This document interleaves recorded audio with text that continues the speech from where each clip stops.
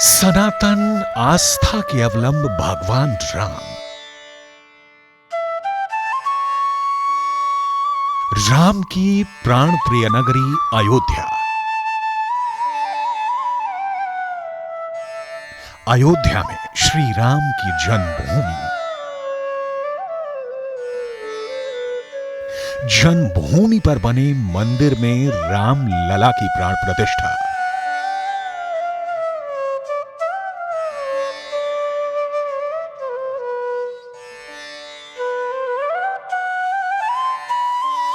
प्राण प्रतिष्ठा का उल्लास, आह्लाद और गौरव से भरा क्षण।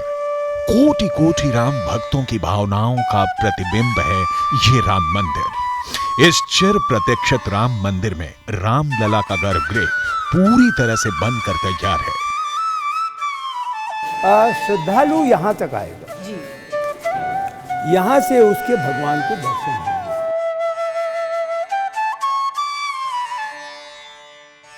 ये गर्भगृह है पुरुषों के आचरण का आदर्श रचने वाले भगवान राम का, जिनकी कथा घर घर में सुनी जाती है। वो अपने मंदिर के इसी भव्य और दिव्य गर्भगृह में विराजेंगे।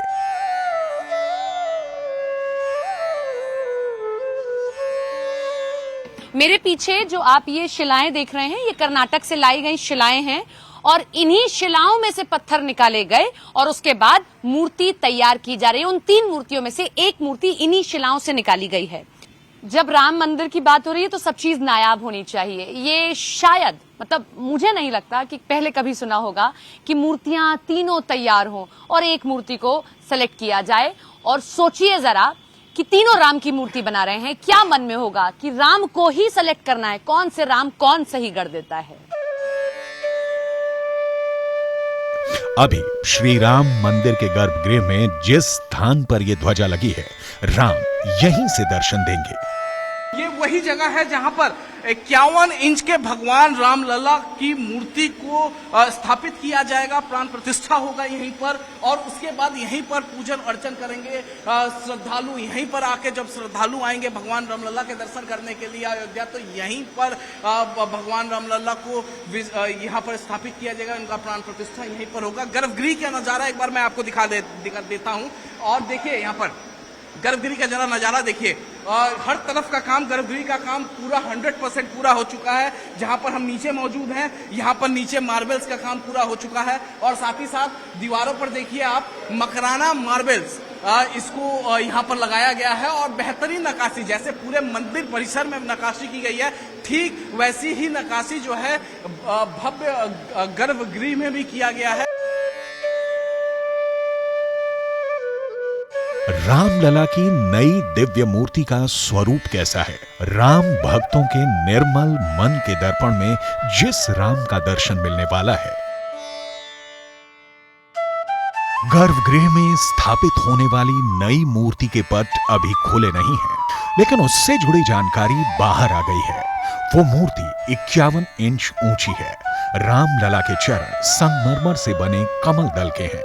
कमल दल का आधार 20 इंच ऊंचा पेडस्टल है।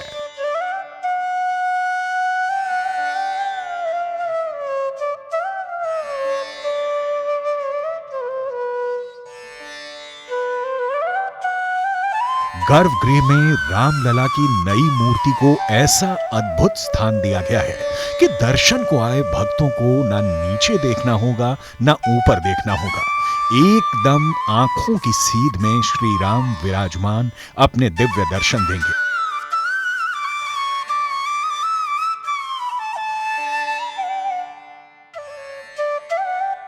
जैसे अयोध्या में भगवान राम के अवतार से राजा दशरथ के महल का सूनापन दूर हुआ था, धर्म को एक नई दिशा भी मिली थी।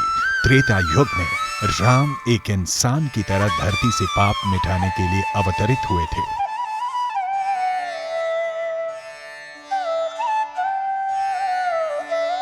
राम अवतार से धरती पर पुरुषों की मर्यादा का उत्तम रूप प्रस्तुत हुआ था। ठीक उसी की झांकी राम मंदिर के मुख्य मूर्ति में मिलने वाली है।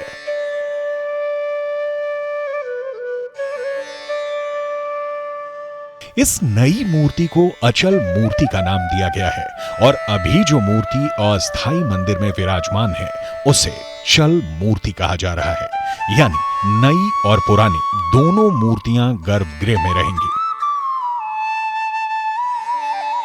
श्री राम मंदिर का गर्भगृह सेमी सिलेंड्रिकल शेप में बनाया गया है। यह पूरी तरह वास्तु आधारित है। गर्भगृह को सेमी सिलेंड्रिकल रखने के कई विशेष कारण हैं। गर्भगृह को वर्गाकार या आयताकार बनाने से दर्शनार्थियों का ध्यान दीवार में संगमरमर की नक्काशियों पर अधिक जाता। सेमी सिलेंड्रिकल शेप में होने पर भक्तों का मेन फोकस राम लला की मूर्ति पर रहेगा।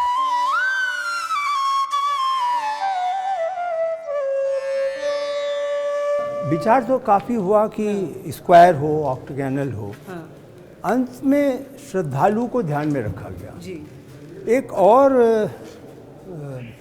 एक तरीके से दो चैलेंजेस और थे। एक चैलेंज तो यह था कि वास्तु और नागर शैली में यह कहा जाता था कि ये जो पाठ है जो खुलेगा भगवान के दर्शन के लिए, यहाँ पर सोने के दो द्वार लगेंगे, तो इसकी इतनी भी चौड़ाई वो बहुत समझते थे। अच्छा। हाँ, आप अगर ध्यान करें तो अधिकांश मंदिरों में जो छोटा होता है जी, जी, जी। तो उनको इस पर आपत्ति थी कि ये आप बहुत लंबा कर रहे हैं, संभवतः 12 फीट है।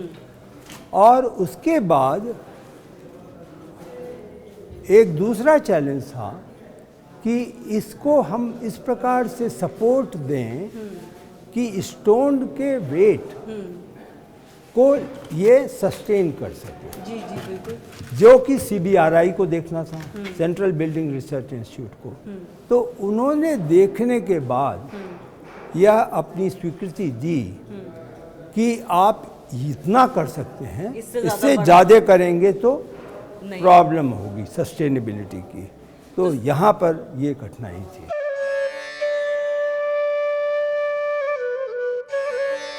माना जाता है कि आज की ही अयोध्या राजा दशरथ की राजधानी थी और राजधानी में बना राजा दशरथ का महल अवतार लेने वाले रामलला की किलकारियों से गूंज उठा था। जिस रामलला के बाल रूप की आभा से राजा दशरथ के सोने महल में रौनक छा गई, उसे मूर्त रूप देना किसी चुनौती से कम नहीं था। मंदिर में अचल मूर्ति तो एक ही लगेगी, लेकिन 3 मूर्तियों को तैयार किया है। महीनों से अलग अलग स्थानों पर मूर्तिकारों की 3 टीम रामलला की मूर्ति को तराशने में लगी रही। 3 टीमें रात दिन अपनी मूर्ति में उस लोचन अभिरामा, तनु घनश्यामा, श्री राम की छवि को उकेरने में लगी रही। उनमें से एक मूर्तिकार हमारे साथ हैं, अरुण योगीराज, जो 3 मूर्तियों में से एक मूर्ति तैयार कर रहे हैं। ये इनके लिए किसी परीक्षा जैसा है कि 3 मूर्तियां तैयार हो रही हैं, आपकी बेस्ट होगी तो ही आपकी लगेगी। अरुण, मैं ठीक कह रही हूँ? किसी परीक्षा जैसा ही है? Yes, it is like an exam. Every project ऐसे ही काम करते हैं। हाँ। पहला आर्टिस्टों का सिलेक्शन करता है, पहला मॉडल, बाद में मॉडल देना पड़ता है, बाद में बेस्ट सेलेक्ट करना चाहते हैं। तो that is a normal process in national projects. अच्छा, मैं ज्यादा कुछ तो नहीं पूछूंगी, लेकिन ये जानना चाहूंगी कि क्या बारीकियां रखते हैं या क्या बारीकियां दिमाग में चल रही हैं। जैसे आप कह रहे हैं कि 6 महीने हो गए आपको काम करते? हाँ, 6 महीने हो गए। 6 महीने हो गए हैं। क्या बारीकियां दिमाग में रख रहे हैं कि आंख ऐसी होनी चाहिए, नाक ऐसी होनी चाहिए, धनुष इस तरीके का, और आप बाल स्वरूप तैयार कर रहे हैं? ये बहुत चैलेंजिंग टास्क है, क्योंकि हम राम का मूर्ति बहुत देखा है, मगर बाल रूप में कहीं नहीं देखा है हमने। This is very challenging. हमने बाल रूप में राम को तैयार करना है। एंड हम लोग 6 महीने से ढूंढ रहे हैं पत्थर के अंदर राम लल्ला को। हमको इधर दिया गया है 5 साल का मूर्ति बनाने के लिए। For that again we have to know what is 5 साल का बच्चों का क्या क्या फीचर्स है, हमको जानकारी लेना है। क्योंकि बच्चों का फीचर्स 1 साल में अलग रहता है, 2 साल में अलग, एंड 5 साल में अलग। कौन से साल वाले राम बना रहे हैं? हमको दिया गया था 5 साल का राम बनाने के लिए। एंड साथ में वो बाल भी रहना है और राम जैसा भी दिखना है, गंभीरता भी रहे और चंचलता भी रहे। Yes, and that is a very challenging task here. साथ में हम लोग कोशिश किया है तीनों मूर्तिकारों ने बेस्ट देने का, और हम 6 महीने से किसी का मूर्ति नहीं देखा है हम दूसरे का, क्योंकि वर्सेटाइल और अलग, we don't want to copy anyone. अब हमारे साथ में दूसरे कारीगर भी हैं, मूर्तिकार भी हैं, भट्ट साहब, वो भी मूर्ति बना रहे हैं। लेकिन मैंने इनको देखा तो जैसे यहाँ एक बच्चा दिखाई दिया, उससे प्रेम इनको दिखाई दे रहा है। तो मैंने पूछा कि ऐसा इतना क्यों? तो उनका लॉजिक आप सुनिए जरा। बच्चा देखा, बच्चे के हाथ पांव देखे, हम तो बच्चे से मिलते हैं, हाय हेलो करते चले जाते हैं, लेकिन आप हाथ पांव वगैरह दिख रहे हैं, क्यों? नहीं, हमको एक इतना बड़ा मौका मिला है कि रामलला करने का। हाँ। अयोध्या में वो उसको करने में हम लोग ट्रेडिशनली नॉलेजेबल है। हाँ। 20, 25, 30, 35 साल तक वो स्टडी किए हैं, परंतु ये रामलला को करने में हम कुछ वो ट्रेडिशन, हाँ, बच्चे तो का जैसे चेहरा। आप इसके हाथ देख रहे थे, इसके हाथ देख के आप क्या देख रहे थे? अरे दिखाइए हाथ। ये बड़ों के हाथ से बच्चे का हाथ बहुत सॉफ्ट, नरम और ज्यादा ममकार और प्रिय इसको देख सकते हैं। इसका मॉडल देखिए, हाँ। ये शिल्प कला की जैसा इसका हाथ वगैरह है ना। इसीलिए हम लोग क्या करते हैं, इसका भी कुछ इंट्रोडक्शन करने का, क्योंकि वो लल्ला है। अच्छा। राम लल्ला है ना। जैसे इसकी नाक छोटी सी और ये एकदम पूरा जो इसका- मासूमियत दिखाई दे रही है, वो दिखाई देनी चाहिए। ये मॉडलिंग ऐसा है, देखिए इसका ये मॉडलिंग हंसी में कैसा लगता है, वो नेचुरली रहेगा तो कैसा लगता है, थोड़ा सा मुस्कुराना हाँ, है। वो प्रसन्नता कैसे दिखाना चाहिए। हाँ। ये तो थोड़ा रियलिस्टिक का भी स्टडी करके उसको ट्रेडिशनली ट्रांसफर करने का कोशिश हम कर रहे हैं। हाँ। आखिर में रामलला की सबसे सुंदर मूर्ति का चयन श्री राम जन्मभूमि तीर्थ क्षेत्र के ट्रस्टी ने किया। फिर उसी मूर्ति को प्राण प्रतिष्ठा का अवसर मिला। जो आर्ट वर्क बना कि भगवान कैसे दिखेंगे, जो उनको विवरण दिया गया कि किस प्रकार, किस उम्र की उनकी मूर्ति होनी चाहिए, किस प्रकार की, किस ऊंचाई की, लंबाई की होनी चाहिए, समचरण होना चाहिए, मतलब एक ही लेवल पे हो, फिर अजान बाहु होना चाहिए, मतलब उनके हाथ जो हैं वो लंबे हैं till going to the knee. So all those descriptions which are there in the Ramayana of Maharshi Valmiki and later Tulsidas ji, all that was picked up to describe. But then we could not have depended on one sculptor. प्रधानमंत्री नरेंद्र मोदी की मौजूदगी में 22 जनवरी 2024 पौष शुक्ल पक्ष द्वादशी तिथि को शुभ अभिजीत मुहूर्त में प्राण प्रतिष्ठा के बाद भगवान रामलला की वो अचल मूर्ति सदियों सदियों तक राम भक्तों के आस्था के केंद्र में बने रहेंगे। गर्भगृह में रामलला की नई मूर्ति के ठीक सामने एक स्वर्ण जड़ित सिंहासन होगा। सोने के उसी सिंहासन पर रामलला विराजमान की चल मूर्ति रहेगी। भरत, लक्ष्मण और शत्रुघ्न की मूर्तियां भी वहीं रहेंगी। रामलला की यही चल मूर्ति अस्थाई मंदिर में विराजमान थी। इन्हीं मूर्तियों का दर्शन आम से लेकर देश के प्रधान तक करते रहे हैं। अब नई मूर्ति के साथ ये मूर्तियां भी चिरकाल तक गर्भगृह में विराजमान रहेंगी। अब सवाल है कि राम मंदिर के एक गर्भगृह में श्री राम की दो मूर्ति का क्या काम? जवाब जान लीजिए। रामलला विराजमान की मूर्ति बाल स्वरूप में है। उनके हाथ में एक खिलौना है। बाल स्वरूप में छोटी मूर्ति होने से भक्तों को रामलला विराजमान के दर्शन में दिक्कत होती है।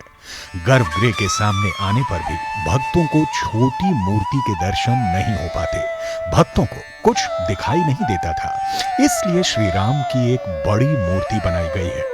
विशेष अवसरों पर या झांकी जैसे कार्यक्रमों में रामलला की चल मूर्ति यानी वर्तमान रामलला विराजमान को गर्भगृह से बाहर लाया जाएगा ताकि अधिक से अधिक भक्त उनके दर्शन कर सके। लेकिन अचल मूर्ति हमेशा हमेशा के लिए गर्भगृह में स्थापित रहेगी। अस्थाई मंदिर में जो रामलला विराजमान बरसों से मौजूद हैं, वही पेटिशनर रहे हैं। उन्होंने ही कोर्ट में राम जन्मभूमि का मुकदमा लड़ा है। उनको सुप्रीम कोर्ट ने भी स्वीकारा है। यही नहीं, राम मंदिर जिस जमीन पर बन रहा है उसके मालिक रामलला विराजमान ही हैं। इसीलिए वो तो मंदिर में स्थापित होंगे ही, सिर्फ स्थापित नहीं होंगे बल्कि रामनवमी जैसे विशेष अवसरों पर गर्भगृह से बाहर आकर भी भक्तों को दर्शन देंगे।